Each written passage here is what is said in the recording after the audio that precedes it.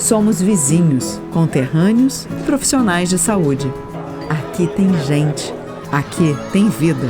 Aqui tem Unimed. E se o melhor para você também for melhor para todos? Existe alternativa. Escolhendo o Sicredi, você une as suas necessidades financeiras com o desenvolvimento da sociedade, porque reinvestimos os recursos na sua região. Somos a alternativa que oferece soluções financeiras ideais, taxas justas e atendimento próximo, humano e digital. Escolha o Sicredi, onde o dinheiro rende um mundo melhor.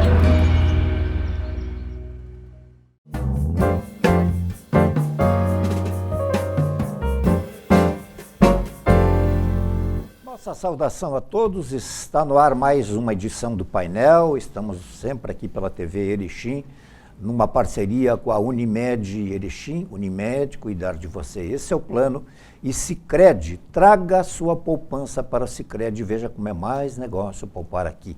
Também, essas duas empresas, uma parceria aí que já vai para, se eu não me engano, para o 14º ano, né, que as pessoas que não sabem, é muito difícil manter um programa de rádio ou de televisão no interior do estado de uma forma assim ininterrupta, esse é o termo, né? De 13 a 14 anos, não estou bem lembrado, acho que 14 anos. Enfim, agradecemos então aos parceiros de sempre e obviamente ao grande público e principalmente aos convidados nossos que sempre tiram um tempo nas suas agendas para poderem vir aqui, não exatamente falar comigo, mas para se comunicar aí com o grande público, que, enfim, acaba, como eu disse antes, de alguma ou outra forma, prestigiando o programa e ouvindo o que essas pessoas têm para falar.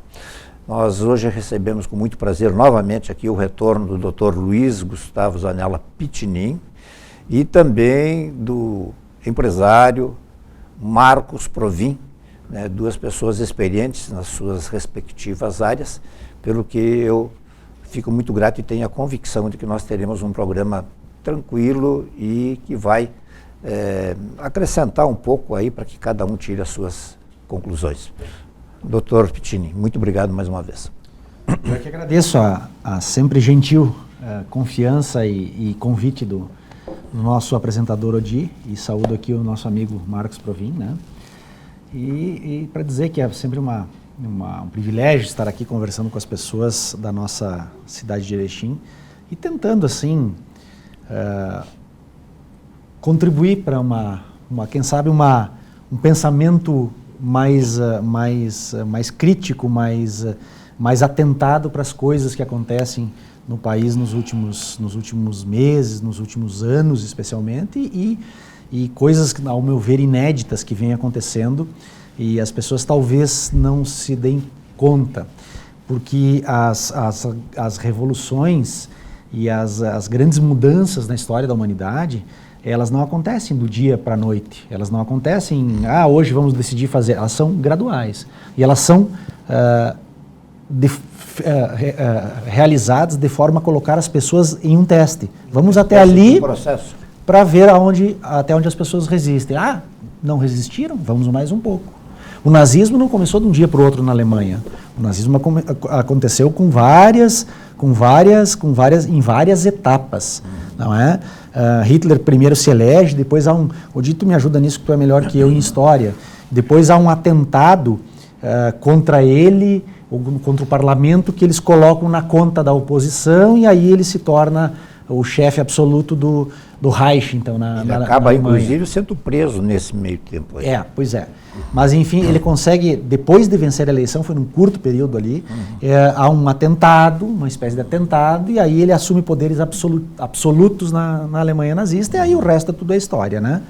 Então, você veja que as coisas aconteceram e vêm acontecendo nesse país de uma forma bem interessante, né?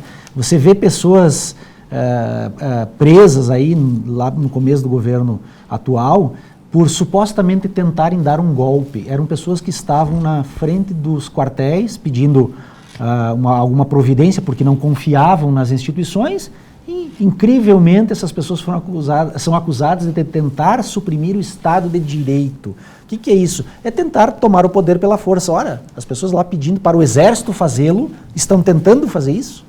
Então, é assim, ó, é uma sucessão de versões, é uma sucessão de justificativas que são absolutamente dissociadas do propósito delas, absolutamente divorciadas do que se vê na realidade. Então você prendeu lá 1.200 pessoas, a prisão, são pessoas que não têm prerrogativa de foro. O que é prerrogativa de foro? É a prerrogativa que um prefeito tem de ser julgado no Tribunal de Justiça em Porto Alegre, o prefeito gaúcho.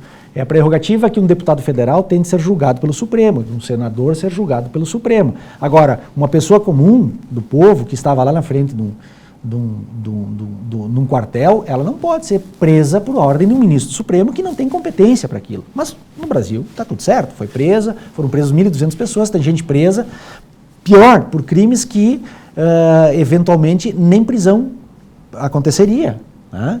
Então você veja que a ideia dos 2 pesos e 2 medidas tudo serve para justificar quando você tem procedimentos que não servem pra, mas aquele quebra-quebra dentro da legalidade, não servem dentro de uma ideia de Estado de Direito, de devido processo legal, né? Deixa eu só fazer um contraponto aí. O senhor referiu que estavam na frente de quartéis antes do 8 de janeiro, né? Mas o evento em si, aquele quebra-quebra, invasão do palácio e tal, isso não justifica, não? Não foram todos que estavam invadindo o palácio, que estavam quebrando o palácio e que se colocou na conta do governo anterior. Pois, tem imagens do ministro e de general do atual governo abrindo porta e servindo água para as pessoas que lá estavam entrando. As portas estavam abertas, tem uma imagem que chega a ser caricata, o rapaz chutando a porta e o outro foi lá, não conseguiu quebrar a porta, o outro foi lá e abriu a porta, estava aberta, né? Então, tudo a indicar que aquilo foi uma armação, um teatrinho feito para justificar aquilo que se fez para tirar as pessoas da frente dos quartéis, ponto. Isso é muito simples de perceber, é muito fácil de perceber, né? Mas lamentavelmente as pessoas não percebem o que está acontecendo e aí continuam falando, porque o golpe, mas que golpe? O presidente estava fora, o ex-presidente estava fora do Brasil fazia 30 dias, o seu general que foi preso ali 60 dias estava de férias também fora do país, né? O seu ajudante de ordens que agora está preso também, não tinha nada que ver com aquilo. Agora, sim, o ministro da Justiça tinha sido alertado pelos órgãos de inteligência do governo federal, o ministro atual da Justiça, que poderia acontecer o que aconteceu no dia 8 e não fez nada. Quer dizer, eles sim podiam ter feito e não fizeram nada e está tudo certo. A conta tem que ser cobrada de quem nem era mais presidente, de quem nem era mais detentor de qualquer cargo de segurança pública, né? Então assim, ó, é uma coisa, assim, ó, chega a ser escrachado, mas é como eu disse, né? Vamos fazer até aqui e ver o que acontece. Ninguém fez nada? Ótimo. Vamos prender um deputado federal lá, maluco, esse Daniel Silveira, que tem imunidade constitucional. Não é favor, está na Constituição. Os parlamentares são imunes por quaisquer atos que praticarem. Ele pode mandar o presidente para todo o xingamento possível. Ele é imune. Mas aí se prende ele e aí o Congresso não faz nada. Quer dizer, o Judiciário viola a Constituição, prende um deputado federal, depois prende um presidente do partido e está todo mundo achando bonito. Então, nós vamos indo, né? Então, se as ilegalidades que vão sendo cometidas vão sendo toleradas pelas pessoas, pelo parlamento, que deveria contê-las, nós vamos continuar a cometer as ilegalidades que a gente acha que tem que cometer. Nós vamos continuar a dizer politicamente que o Poder Judiciário é um poder político, e não é. A Constituição não dá essa legitimidade ao Judiciário, que não é composto por gente eleita. Não né? é ou não então, devia? Nós vamos... porque isso não é uma palavra minha. Isso foi o ministro Barroso, que vai ser o próximo presidente do Supremo Tribunal Federal, que disse que o Judiciário é um poder político. Não é. Simplesmente não é. Não cabe a ele elaborar políticas públicas, não cabe a ele determinar funções de governo. Né? E aí, enquanto isso acontece, ninguém dá bola, e quem deveria frear isso num sistema legal é o parlamento, não faz, então o judiciário prossegue e acaba governando, nesse atual governo, governando junto com o poder executivo. que não é absolutamente a sua função. Né? Quando o judiciário vai lá, um ministro do Supremo Tribunal Federal, e diz numa reconhecida Assembleia de Estudantes da União Nacional dos Estudantes, que é de esquerda, quando ele é vaiado por supostamente ter legitimado o golpe, segundo se fala, contra a Dilma lá no impeachment, que não houve golpe nenhum, foi um processo legítimo, quando ele é vaiado e ele diz, derrotamos o bolsonarismo, ele disse exatamente o que ele disse. Nós derrotamos o governo anterior. Como que derrotaram o governo anterior? Mediante sucessivos atos de derrubada de tudo que o governo anterior fazia. Então, vocês veem alguma vez nos últimos 6 meses a notícia, Supremo Tribunal Federal, ou o ministro X ou Y, deu 48 horas para o presidente Lula se manifestar. Não, né? Não existe mais isso. Isso era na época do presidente anterior. Aí era 48 horas todos os dias para se manifestar sobre qualquer coisa que uns partidos nanicos de esquerda pediam para o Supremo Tribunal fazer. E derrubando tudo que fosse medida do governo. Então, é assim que funciona. É assim que funciona. Todos os projetos... Por que isso? Qual é a lógica disso? E qual é a lógica do parlamento por trás disso? São o que era uma vez orçamento secreto, e que nas palavras do presidente atual, do presidente Lula, era o maior caso de corrupção da história da humanidade, hoje virou orçamento, como é que chama? Emendas de relator. Hoje não é mais, é rigorosamente a mesma coisa. Mas hoje, como é um governo que interessa a todo mundo, ou a todo mundo interessado em dinheiro, né, hoje são emendas de relator. E aí hoje você vê assim, cada projeto que o governo tem lá, essa reforma tributária que vai derrubar, vai incrementar a arrecadação, por exemplo, serviços é 300% a mais quase vai ser tributado. Né? Então, para você passar essas coisas no Congresso, o que o governo tem feito? Liberando dinheiro a rodo. 7 bilhões de reais, isso é muito dinheiro, 5 bilhões de reais a cada projeto que o governo quer fazer passar ali. Então, isso que não existia, e esse foi o defeito do governo anterior, e por isso que ele não se reelegeu, Marcos, porque não comprou Globo, porque não comprou imprensa no geral, e porque porque fez jogo duro na hora de escolher ministros. O governo atual duplicou o número de ministérios, né, e disse o seguinte, loteou os ministérios para os partidos. E aí, ministério é poder, ministro é poder. Então está todo mundo acomodado. O legislativo não incomoda o executivo, porque os partidos conseguiram as suas representações lá dentro, eles escolhem quem botar lá dentro. Então, o presidente decide assim, ó, a Petrobras é do partido do Podemos, o ministro do Trabalho é do PSOL, e aí assim funciona. Então, não é um critério técnico de como era no governo anterior, vamos botar lá um técnico. E é o presidente que coloca. Não, é loteado entre os partidos para garantir governabilidade, eles dizem isso, né? É verdade. Mas é isso aí, esse é o quadro que a gente tem aí. Agora uma reforma tributária que vai ser, nem vou tomar partido de dizer boa ou ruim, só digo o seguinte, todo mundo fala que reforma tributária é necessária, todo mundo diz a vida inteira que é necessária para quê? Para diminuir a carga tributária do país, que é insana. Pois bem, o que fez o governo? Mandou essa reforma tributária para o Congresso e disse o seguinte, textualmente, pelos seus ministros, o ministro da Justiça e os ministros que atuam, o Haddad da Economia, disse o seguinte, não, nós não vamos aumentar a carga tributária vai ser exatamente como está. Para se justificar, porque a reforma tributária, não, os críticos dizem que vai aumentar o imposto, mas eles estão dizendo que não vai aumentar, vai ficar como está. Provim, para que eu faço uma reforma tributária para ficar como está? Você tem hoje mais ou menos uma clareza, as questões decididas tecnicamente pelos tribunais, né, sobre tributação e coisa, e você vai trocar um sistema por um sistema totalmente novo para manter a carga tributária rigorosamente a mesma? Então, assim, ó, é um escândalo atrás do outro. Só que esses escândalos são a forma com que a sociedade é testada e a sociedade não reage, e se não reage, tudo vai indo vai indo, né, uma em cima da outra, vai indo goela abaixo, as pessoas nem percebem. Ok. Depois dessa longa explanação, mas sempre importante e interessante na visão do Dr. Luiz Gustavo Zanella Pittinin, a visão dele, nós queremos dizer que o programa Painel aqui está com um programa no ar, onde um contador, né, dessa área, ele faz uma análise mais aprofundada, mais detida, mais especializada sobre a reforma tributária. Mas, segundo ele, né, de inúmeras explicações que ele deu, de inúmeros gatilhos que vão ser criados, né, ramificações que vão aparecer, né, que não estão bem claras, no final da conta ele acha que para o cidadão comum a situação vai ser pior. Vamos ouvir um empresário, então, aí, sobre o cenário político, aí, sobre o cenário do Brasil, o senhor que andou fora do país há poucos dias aí. Oi, Odi. Primeiro agradecer o convite, né, Odi, ao meu amigo Pitinim, satisfação em revê-lo.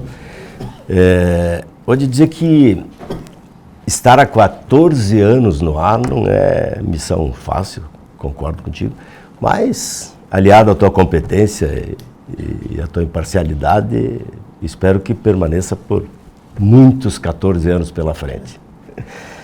Olha, Odi, fica difícil, né, tu argumentar depois essa aula que o Pitinim nos dá.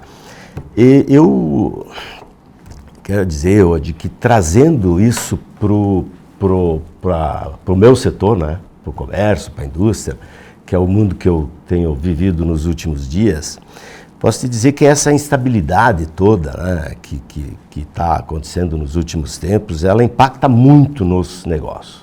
E se impacta nos meus negócios, impacta na sociedade como um todo, né? A gente vive hoje momentos muito difíceis, Pitinim. Essa insegurança afasta o cliente, essa insegurança dificulta a mão de obra, dificulta a contratação dos colaboradores, enfim. Eu acho que a gente passa por um dos piores momentos dos últimos muitos anos. Se me permite 30 segundos. Você pega o seguinte, declaração do governo atual que vai tornar obrigatório novamente, e vozes no Supremo Tribunal dizendo isso também, que vão fazer via controle judicial, a contribuição obrigatória sindical. Você coloca isso, declarações do atual presidente de que a reforma trabalhista aprovada lá no governo Temer tem que ser revogada, certo?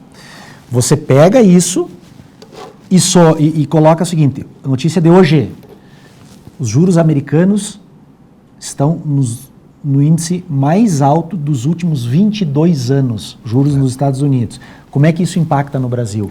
Quem tem um pouquinho de dinheiro para investir, como empresário, o glorioso e herói empresário nacional, que investe aqui, vai investir nos juros do Brasil.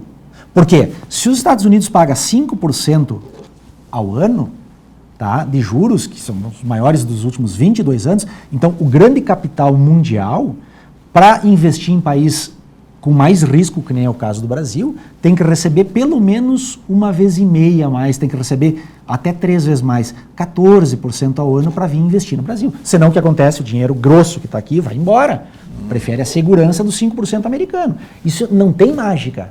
É assim que funciona. Então, quer segurar o dinheiro aqui no Brasil, tem que pagar 3 vezes mais do que o juro americano. Tá? Grosso modo falando. Então, 5% dos Estados Unidos tem que pagar 15 aqui. 4% dos Estados Unidos tem que pagar 12 aqui. Senão, o dinheiro prefere a segurança dos Estados Unidos, que é remunerado em dólar, sem as flutuações do câmbio. Onde é que eu quero chegar? Por isso os 30 segundos do Provin.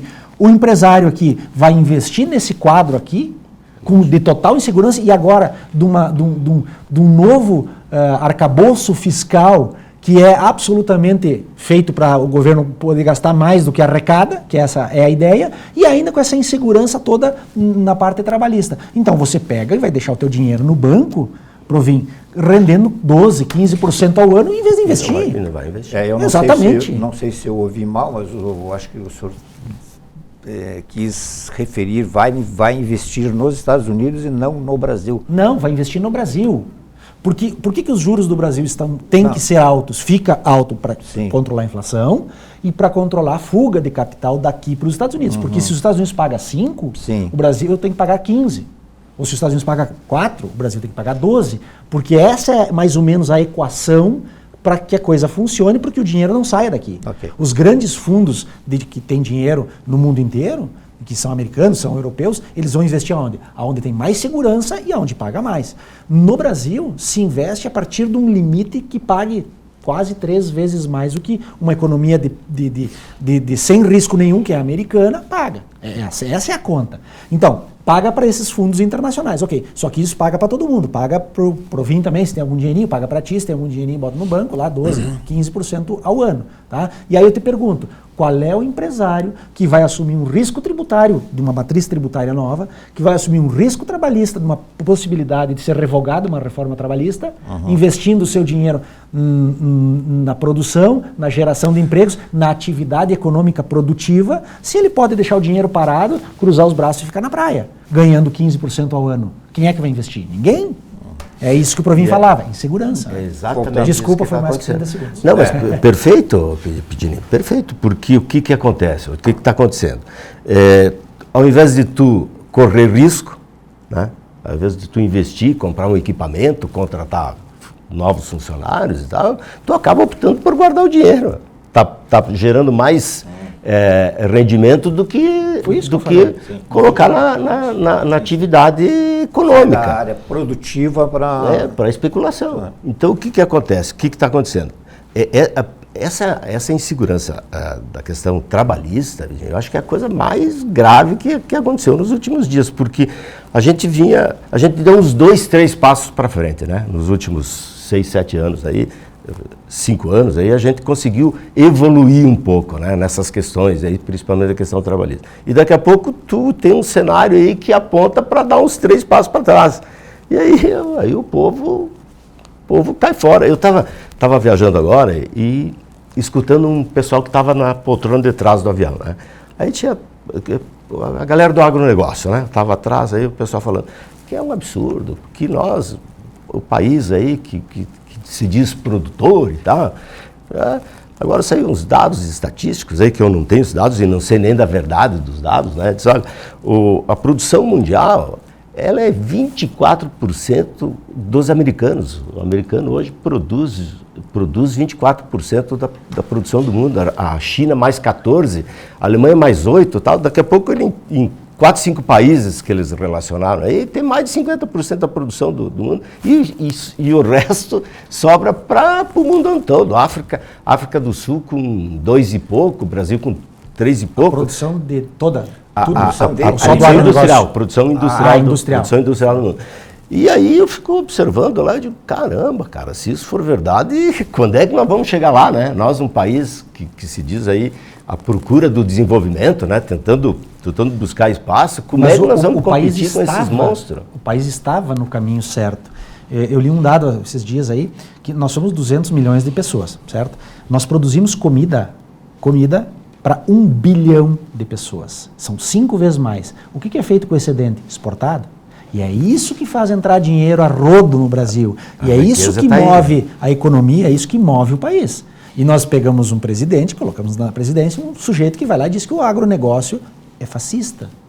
Que a bancada, não chama a bancada do Congresso Nacional que defende o agronegócio e que luta pelo agronegócio, porque isso é fonte de dinheiro para isso. Chamam de quê? A bancada do veneno. Mas isso seria uma posição mais pessoal do presidente? Porque ele isso é uma posição parece bastante rancoroso. Isso é uma posição ideológica. Ou é uma posição ideológica que reflete de quem está no poder? Exatamente. Eu acho que é mais uma posição ideológica. Tá? E dele principalmente. Mas enfim, é isso. O agronegócio é fascista, é a bancada do veneno, é os agrotóxicos, e vão falar na produção. Daí eles vêm com essa conversa fiada, produção do MST, porque a produção do MST é assim, sabe? Bom, a produção do MST custa 3 vezes mais. Já reclamavam ano passado, do quilo do arroz, lembra? O arroz está caro. Bom, um arroz do MST custa 3 vezes mais, o arroz orgânico. Ok, coexistam, né? Mas você não consegue sustentar um país, alimentar um país com comida orgânica. A agricultura e a tecnologia empregada na agricultura que existe no Brasil hoje é responsável por não só alimentar o país, como em gerar 5 vezes mais comida do que necessário, o que é exportado tudo e que gera uma monstruosidade de dinheiro em divisas. Se não houvesse isso, nós estávamos quebrados muito violentamente e assim a gente passando fome nas ruas. né? Se existe hoje o salão de beleza, né, as coisas supérfluas, eu quero dizer, as lojinhas de todos os bairros, lojinha de shopping, as coisas supérfluas, que é aquelas coisas assim, ó, olha, se eu estou sem dinheiro, eu compro o quê? Comida só. Né? Mas hoje eu posso, tem um dinheirinho que sobra para ir no salão, que sobra para comprar uma roupinha melhor, que sobra para comprar um eletrodoméstico melhor, enfim, isso faz girar a economia. É a atividade econômica que produz comida para vender para fora, que faz girar, traz dinheiro para dentro, faz girar toda a economia. Supérfluo num sentido meio que figurado, porque para quem está nesse meio é o ganha-pão delas. Não, supérfluo para o consumidor. Para o consumidor. Claro, toda uma coisa claro. que é considerada supérflua. Só para deixar bem claro, porque as consumidor. pessoas de repente dizem, claro. Foi dito que não sei o quê. Não. Acho que as pessoas entendem, nosso público aqui é bem qualificado para entender que, assim, ó, quando falo supérfluo é o seguinte, se a pessoa não tem que optar entre comer e ir no salão, ela vai comer. Então, a atividade é aquela que é dispensável se você não tem dinheiro, que é o salão, que é uma lojinha de roupa, comprar uma roupinha melhor, que é fazer uma viagem, que é comprar um acessório lá no Provin Joias. Então é tudo isso. É tudo isso, é fazer vamos agradar o nosso amigo. Botar um brinco na orelha, eu prefiro ir na farmácia e comprar os remédios. Então, é isso aí, é as prioridades. Então a coisa só funciona. Não tem mais nem orelha. Não tem mais nem orelha, né? A coisa só funciona porque existe dinheiro circulando na economia. Então, esse malvadão do capitalismo, que tem gente que não entende, porque é o rico contra o pobre, né? O rico contra o pobre. Esse é o capitalismo que não serve. Esse malvadão do capitalismo é que faz gerar riqueza e que faz girar o dinheiro na economia, compra, vende, e que sustenta um país do tamanho do Brasil. Nós estamos vivendo uma retração mesmo. O senhor que é desse setor, assim, desapaixonadamente, assim, vamos falar, né? Ninguém está dizendo que aqui tem a B ou C apaixonado, nós temos versões e versões e narrativas, enfim, mas como é que está o setor? O que vocês discutem entre vocês aí, além de viajar e no banco de trás você fala isso, aquilo? Está difícil, efetivamente está difícil. O ano começou muito ruim, né? Essa insegurança aí, e até acho que não se sabia o que estaria acontecendo, né? Passaram 7 meses. E vem piorando, viu? E vem piorando. Porque a gente vê algumas informações da mídia, né? De que agora os índices estão melhorando, agora nós subimos na classificação e tal, mas são tudo situações que a gente percebe que a mídia vem divulgando esses dados, mas eles não estão impactando lá na ponta, que é na venda efetiva do varejo, na venda efetiva da indústria. Isso não está acontecendo. Então, o que eu imagino que a sociedade está vivendo? Está lá atrás da porta, aguardando que as coisas efetivamente melhorem, se é que vão melhorar, eu não tenho muita expectativa, para que possa dar o passo seguinte. Mas hoje está muito ruim. Muito ruim. Com qualquer empresário que tu fala, com qualquer comerciante que tu fala, vive-se um momento de muita dificuldade. Muita dificuldade. E assim, coisas que acontecem que não aconteciam, assim, tipo, nomearam ontem, né, doutor Pitini, um rapaz pro IBGE, né? Na última quarta-feira. Hoje é sexta, não, hoje é quinta. Isso. Na última quarta-feira. Nomearam na última quarta-feira, desculpa, um rapaz para o IBGE. Uma coisa assim surreal, se tu trouxer para o governo anterior.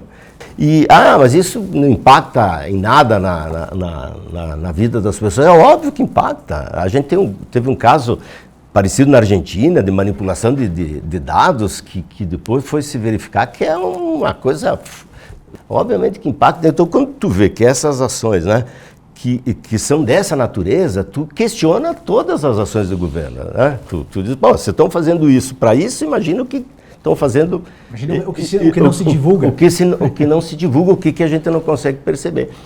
Então, meio que essa incompetência generalizada, né, em todos os cargos, e algumas coisas dão certo muito mais pela expectativa, né, e pela ansiedade, inércia, vai levando.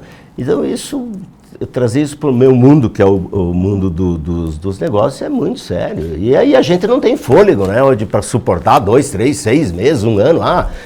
O empresário, vamos aguardar 1 ano para ver o que dá. 1 ano quebra todo mundo. Esse fora da casinha que o senhor se referiu é no sentido, assim, de falta de preparo no seu... Exatamente. Não, e com um histórico, né? Um histórico terrível, um cara que acredita em OVNI, que umas coisas muito loucas. E isso, a gente não percebia isso no governo anterior. Né? E não é ideológico, né? A gente sabe que a minha formação ideológica política é outra, né? Eu sei que o doutor Pitinin, ele domina muito essa área, mas eu como jornalista também vou dizer aqui que cabe, o senhor fez uma referência, porque a mídia divulga isso, nós chegamos a tal ponto, assim, e vale para os dois lados, né? Assim, nós chegamos num ponto, assim, de dizer assim, qual mídia? Qual das mídias? A mídia tradicional, a mídia não, mainstream. Aí que tá. Né? Se tu assiste determinada mídia, eles falam da mídia consorciada.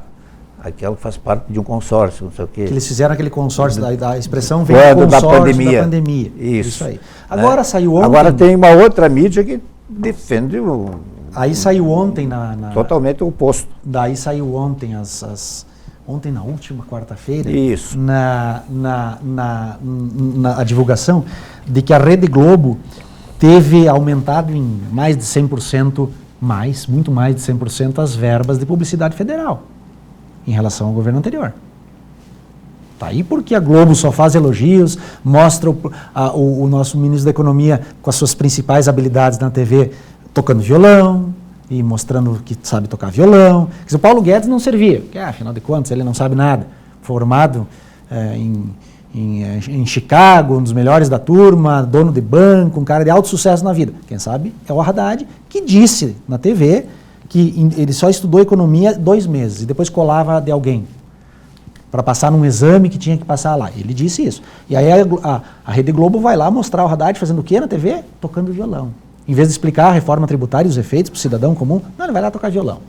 Para os jornalistas lá de plantão fazer a maior festa para ele. Então esse é o quadro das coisas. Por quê? Porque a Globo ganhou lá 150%, 200% de aumento de dinheiro público federal em publicidade. A Jovem Pan, que defende a direita, o que é uma empresa reconhecidamente de direita... Estão mandando fechar. Estão mandando fechar porque diminuiu 10 vezes a publicidade na Jovem Pan. E ninguém fala nada.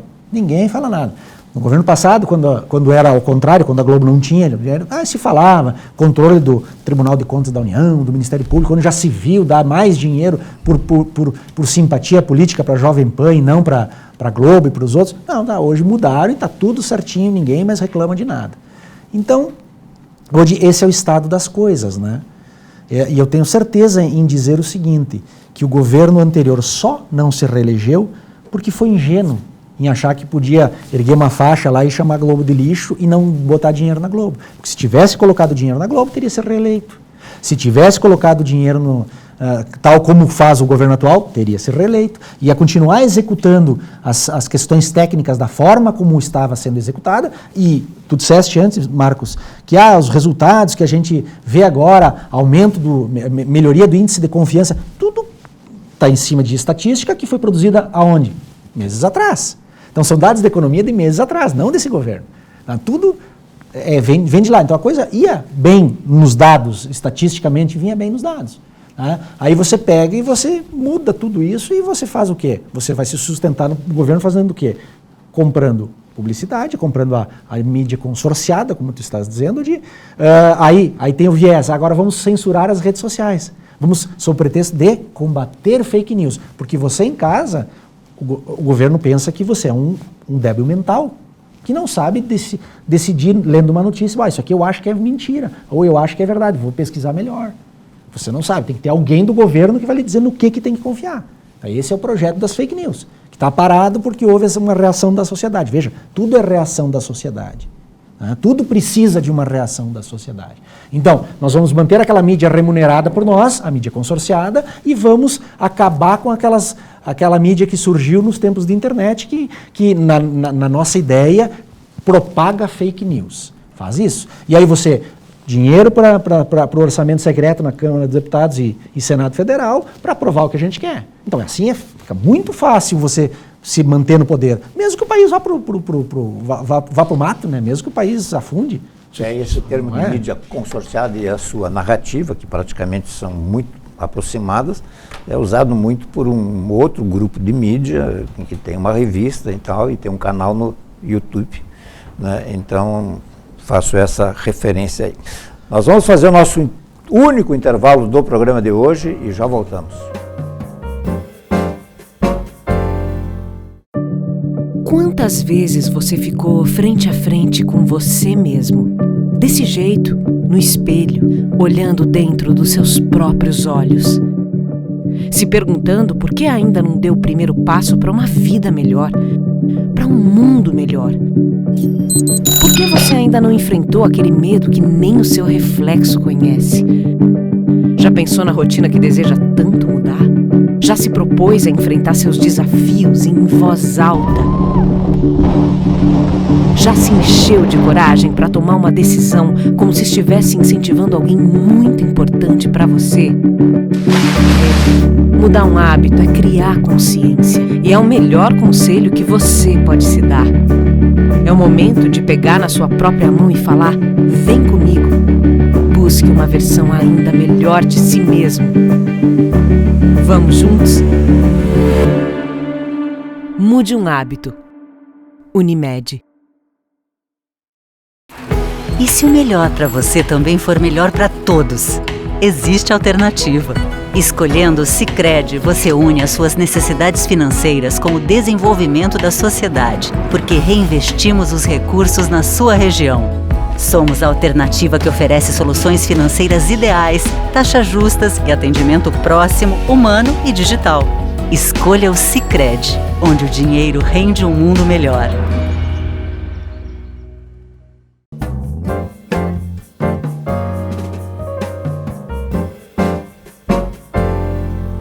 Muito bem, nós estamos de volta aqui com o nosso painel de hoje, que com muito prazer recebe Marcos Provin, empresário, e também o Dr. Luiz Gustavo Zanella Pittini.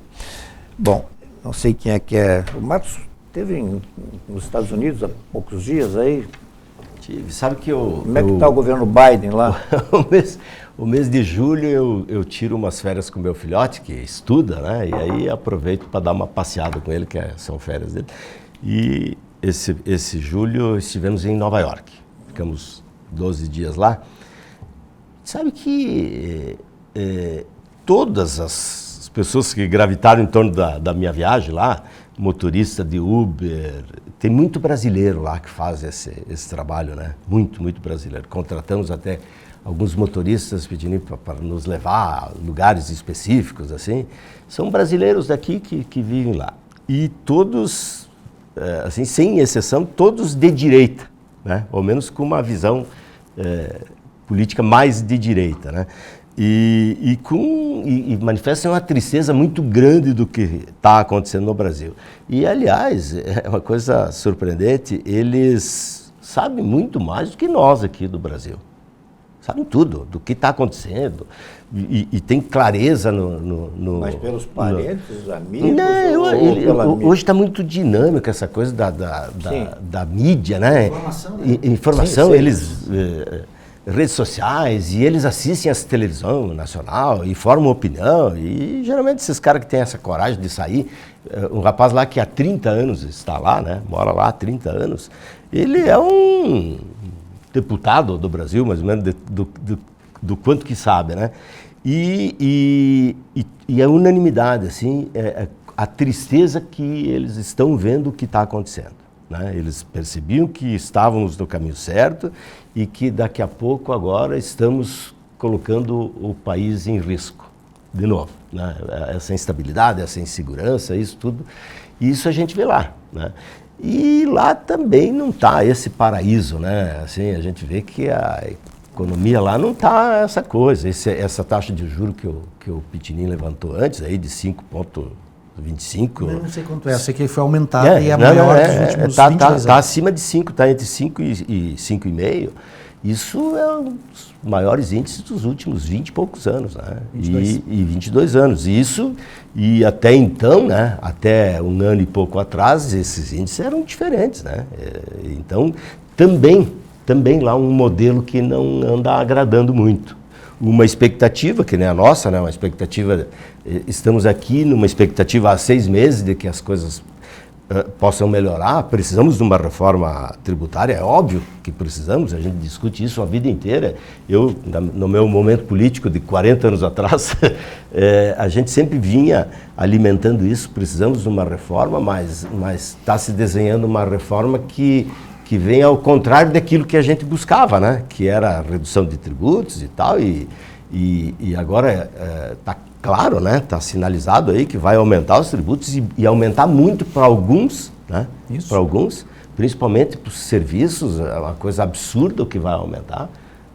Pode ser que nessa simplificação também, não vamos, né, apontar como tudo possa estar errado, nessa simplificação daqui a pouco melhore e se possa ir corrigindo com o tempo, mas é o que está aí hoje, né, Virginia? Eu não vejo muita possibilidade de melhora se isso vai acontecer. E vai acontecer, né? Já tá muito claro que vai acontecer, né?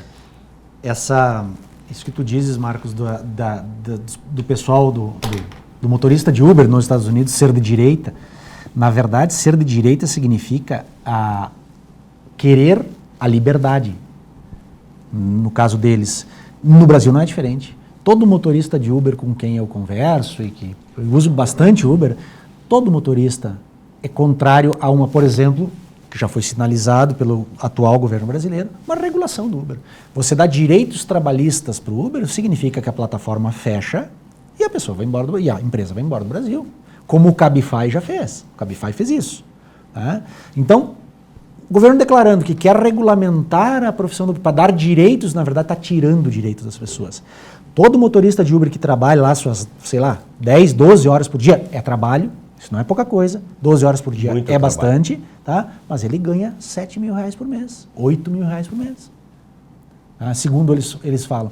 Esse rapaz, essa pessoa, essa senhora, ou essa mulher, eles querem ter essa opção. Ele faz se ele quer. Ele quer ter essa opção. Agora, você pega um governo que vai lá, não, vamos colocar direitos trabalhistas. Você acaba com a plataforma vai embora do Brasil, fecha, essa pessoa dos 7, 8 mil por mês não tem mais essa opção. Percebe? Acabou, não tem mais essa opção. O que ela vai fazer? Vai para a fila do desemprego. Vai depender do Estado. Então, a lógica do não liberalismo, a lógica do controle estatal é tudo no guarda-chuva do Estado, para que as pessoas sejam empobrecidas, tá? Para que as pessoas sejam cada vez mais colocadas à margem, para que dependam dos favores do governo, para que dependam dos favores estatais. Como é em qualquer desses países da esquerda, como é Cuba, como é na Venezuela, como agora é na Argentina também. As pessoas querem as esmolas estatais. Então, quando você dá esmola estatal, a cesta básica do governo, o bolsa isso, o bolsa aquilo, o bolsa aquele outro, as pessoas querem isso, e aí o governo, para se legitimar, ele quer mesmo acabar com a atividade empresarial e com a atividade e com a possibilidade do livre empreendimento das pessoas. Porque a pessoa que livremente empreender, ela tem a sua independência econômica, ela não depende de favor do Estado, ela não depende de esmola do governo. Estou aqui dizendo que sou contra a Bolsa Família, não. Existe uma legião de desassistidos, de miseráveis, que de fato precisam do auxílio do governo e um Estado também deve servir para isso, para não deixar as pessoas morrer à míngua e morrer de fome na rua. Mas isso tem que ser criterioso e não pode ser nunca uma política de governo você só incrementar Bolsa Família, só incrementar auxílios. A política do governo tem que ser a retirada, como dizia o melhor presidente tido por alguns da história dos Estados Unidos, o Ronald Reagan, dizia que é o seguinte: o melhor programa social é tirar as pessoas do programa social, como? Fazendo a economia funcionar, fazendo a roda do dinheiro girar e fazendo essas pessoas estarem inseridas no mercado produtivo de trabalho, ou empreendendo ou trabalhando, para quem empreende, certo? E essas pessoas saírem fora dos programas sociais. Exatamente. Esse é o melhor programa social que existe. Então o melhor programa social que existe é tirar as pessoas do programa social, porque elas têm um sucesso do outro lado. Sempre lembrando, né, que o governo não fabrica nada, ele não produz nada, e isso tudo tem um custo. Exatamente. Né? Quem produz são as pessoas. Quem produz é o empresário. E é esse empresário que vai empregar. É um empresário que não pode ser atrapalhado pelo Estado e que vai empregar. E me desculpa, Marcos, mas tu és otimista, e isso é uma virtude, mas eu não tenho nenhuma esperança em dizer que essa reforma tributária vai servir para alguma coisa. Isso vai servir para liberar o governo para gastar mais do que arrecada, tá? Porque a Dilma sofreu impeachment por causa disso, né? E vai criar as naturais incertezas jurídicas que existem em toda e qualquer legislação nova, né? Então, até lá, o imposto da carga tributária vai ser rigorosamente a mesma, com as incertezas jurídicas que já não tinham mais nessa legislação que é já mais antiga, e com as possibilidades que o Odi falou ali de um especialista que esteve aqui nessa bancada, dizendo que podem ser criados outros impostos nas brechas e permissividades da lei, do que está sendo gestado. Ele deixou bastante claro que... E coisa que foi aprovada, faz anos que se fala em reforma tributária, Marcos, e foi aprovado da noite para o dia. Sim. E ninguém fala nada. Sem Tá muito discutir, certinho. foi uma coisa muito... Claro, daí liberou 7 bilhões para os deputados. E os deputados preocupados em só agradar o seu curral eleitoral. Resolver o problema dele. Então pega, eu estou dando meu dinheirinho lá, isso é triste. Eu tomo lá da cá e ele aprova qualquer coisa que o governo quiser passar. Sabe, Pitini, essa coisa de criar uma sociedade subserviente, né, por migalhas, né, Exatamente. Isso é o caos de qualquer sociedade, né, e a gente vê isso, né, não vê essa possibilidade de tu tirar a sociedade do problema, né, obviamente que é justíssimo isso. Tem pessoas que tu precisa assistir, que tem dificuldade, que naquele momento não tem outra alternativa que não seja o Estado, né? Agora, tu criar políticas para que a cada vez mais a sociedade fique subserviente ao Estado, tu cria um mundo de subserviente e isso satisfaz o Estado, porque né? A miséria mantém o Estado. Esse modelo de gestão de Como Estado. Como é Cuba, né? Cuba é a miséria imperando lá. O salário mínimo é R$24, eu acho, $24, uma coisa assim. Em Cuba? Então, as pessoas vivem da cesta básica do governo e é isso aí que funciona. E aí a gente está desperdiçando toda essa riqueza, né? Essa riqueza, exatamente. Esse patrimônio que é brasileiro, que são as pessoas, que são o nosso patrimônio cultural, as riquezas naturais, tudo isso desperdiçado por um modelo que acha melhor o Estado as pessoas ser subservientes ao Estado para alimentar o Estado todo dia. Isso é muito triste. Até onde vai isso? Até o controle da sociedade pela necessidade, como é na Argentina. A Argentina tem uma ideia ainda arraigada da época depois do Perón, Juan Domingos Perón, e depois da Eva Perón. Que continuou muito forte. E depois seguiu com os Kirchner, né? E o kirchnerismo, a Cristina Kirchner hoje é vice-presidente ali. Então, de que o Estado tem que atender a sociedade. As pessoas têm essa ideia arraigada de que tem que viver à custa do Estado. A Argentina, Odi, teve a terceira maior economia do mundo. Na Europa se usava a expressão, há 50 anos atrás, ou mais 70 anos atrás, que a pessoa era rica como um argentino.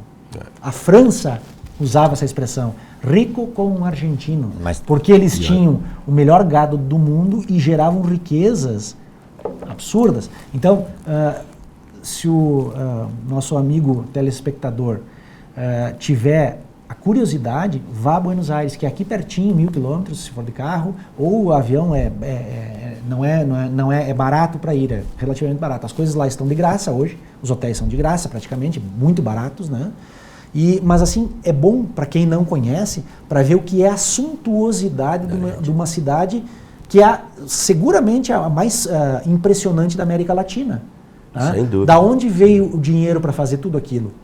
Né? Porque eles eram os mais ricos do mundo.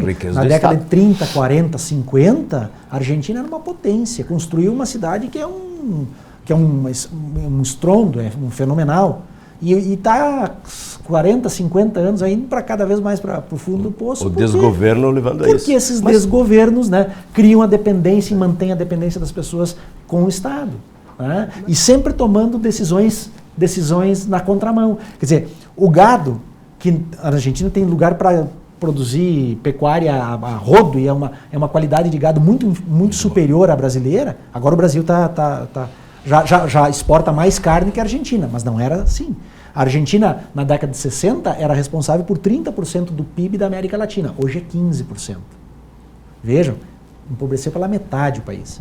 Né? Então, a Argentina produz gado lá e em vez de exportar isso e cada vez exportar mais para gerar ingresso de dólares, para que isso faça a economia crescer, para que faça a roda da economia girar, o que o presidente de esquerda lá fala, não, o nosso povo aqui está passando fome, vamos proibir as exportações porque a riqueza que é produzida aqui tem que alimentar o nosso povo. Não é assim que funciona. A riqueza tem que ser exportada cada vez mais para que com o dinheiro que entra você multiplica por 10. Esse comércio faz multiplicar por 10. A possibilidade de alimentar o povo, a possibilidade de fazer a confusão. A pretensão é a mesma. A pretensão é a mesma. E a Venezuela, que é um modelo mais novo, mais recente, né? É uma riqueza, um país rico. A Venezuela tem coisa que pouca gente sabe. A Venezuela tem a maior reserva de petróleo do mundo, mais que a Arábia Saudita, mais que Kuwait, mais que Catar, mais que todos esses países ricos em dólares. Tinha uma empresa que era a PDVSA, há 30 anos atrás, que quebrou, foi quebrada, era a Petrobras deles, foi quebrada e hoje não tem gasolina na Venezuela. Milton Friedman era, né, o dia que falava que se bota a esquerda a administrar o deserto, em 5 anos falta areia. É isso aí. Mas o que aconteceu com a nossa Petrobras? A nossa Petrobras foi quebrada. Foi quebrada. E aí o dinheiro do governo federal, que foi colocado do Tesouro Nacional, para reerguer a empresa. Né? E aí, o que se diz hoje? Aí a Petrobras pagou nos últimos 5 anos dividendos para os acionistas que acreditaram, que é o dia que tem meia dúzia de ações da Petrobras, sou eu que tenho meia dúzia de ações da Petrobras. Quando digo meia dúzia, é 5, 6 mil reais, as pessoas têm de ações da Petrobras, ganham dividendos. A Petrobras pagou lá 100 e poucos % de dividendos. O que o governo atual fala? É uma vergonha a Petrobras pagar dividendos. A Petrobras é brasileira, é nossa. Nós temos que baixar o preço do combustível com esse dinheiro. Ou seja, tirar o dinheiro do acionista, que é o dono da empresa, e dar para as pessoas subsidiando o combustível para criar a ideia de que o combustível é barato. Na verdade, o combustível está gerando prejuízo para a Petrobras em detrimento de quem? Do acionista. Isso está completamente errado. Alguém está pagando. Alguém está pagando, que é o dono da empresa, que é o acionista que tem 5 mil reais em ações lá dentro. Mas é óbvio que funciona assim. E aí, onde tu disse, e tem solução? Não, eu teria um outro programa, teria que ter contrapontos aí. Isso tudo não faz parte de um grande modelo, de um movimento em nível mundial? Para levar o mundo mais à esquerda ou mais à direita, porque tu vai pegar, olha, o presidente nosso já disse algumas coisas aí que os americanos, não sei como é que repercutiu lá, o presidente americano não falou nada. É porque será que ele entendeu? Não sei. Não sei se é por causa do que foi, de quem falou ou de quem ouviu, né? Que também tá. Quem é que vai ganhar as eleições lá nos Estados Unidos? Eles lá não sabem. Estão querendo prender o possível candidato lá, estão querendo tirar ele da... Não, mas os republicanos têm outros. Tem. Mas hoje, sabe que também, assim... Mas ele é o cara. Ele é o cara. Não, sei. O Pitininho diz que eu sou um otimista. Eu também vejo a sociedade, a nossa sociedade, ela tem muitas diferenças, né? Assim, são gritantes as diferenças, né? Meio que no mundo, né? Onde assim, essa coisa de esses poucos muito ricos, né? E muitos muito pobres, né? Eu acho que tem que estreitar essas diferenças. Mas eu confesso que eu não vejo essa possibilidade nesse modelo de governo de esquerda, que quer tirar do rico. Que quer tirar do rico e muitas vezes não tira do rico, aliás, nunca tira do rico, né? Tira de quem trabalha, né? Tira de quem trabalha. O especialista disse de quem trabalha e da classe média. E da classe média. Não vai ser muito atingido. O muito rico fica mais rico ainda, né? Porque todos esses movimentos, né? Por que o dono do Itaú é de esquerda? Porque ele vai continuar sendo o dono do Itaú. Exatamente. E a esquerda vai dificultar cada vez mais o surgimento de bancos novos. Não, é assim que funciona. Então, o Jorge Soros é um dos maiores financiadores da esquerda, é um dos maiores bilionários mundial. Por quê? Porque enquanto ele tiver a posição dele garantida como bilionário mundial, ele tem que zelar para que aquela riqueza dele fique nas mãos dele e pela manutenção do status quo. Porque quando o Estado não atrapalha a atividade econômica floresce. E floresce e mais pessoas ficam milionárias, e mais pessoas ficam ricas. Pela multiplicação da riqueza e pelo giro da economia. Esses muitos ricos, eles se alimentam muito mais nesse sistema de governo do que num governo liberal. Claro. Muito mais. Isso. E aí as pessoas não entendem isso. E aí, cada vez mais, a gente cria essa distância social, né? Essa distância entre os muito pobres com os poucos muito ricos. Né? Então, eu acho que isso a gente tem que corrigir. Mas... Muito obrigado por ter participado do programa de hoje. Vou convidá-lo mais vezes. Obrigado, Odi. Obrigado pelo convite. E é sempre uma satisfação estar aqui contigo. Ok. E principalmente com meu amigo Pitinin, que é uma honra dividir a mesa contigo. Eu disse que ia falar 30 e falou 3 minutos. 40 segundos, que agora eu vou ter que... Eu quero parabenizar o teu programa pelos 14 anos de estar no ar, porque isso não é para qualquer um.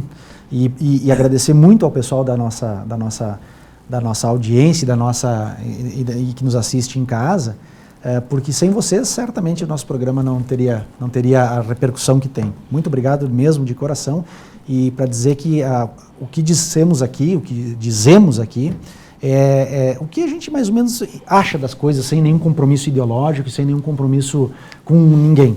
É isso. Ok. Nós sempre procurando ouvir todos os lados aí, quem assiste é testemunha. Muito obrigado mais uma vez, boa noite e até a próxima.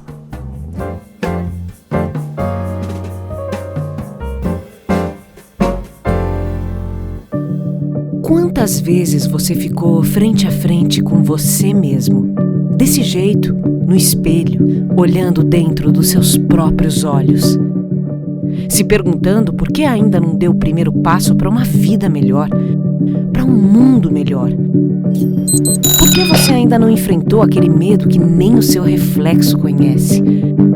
Já pensou na rotina que deseja tanto mudar? Já se propôs a enfrentar seus desafios em voz alta? Já se encheu de coragem para tomar uma decisão como se estivesse incentivando alguém muito importante para você? Mudar um hábito é criar consciência e é o melhor conselho que você pode se dar. É o momento de pegar na sua própria mão e falar: vem comigo.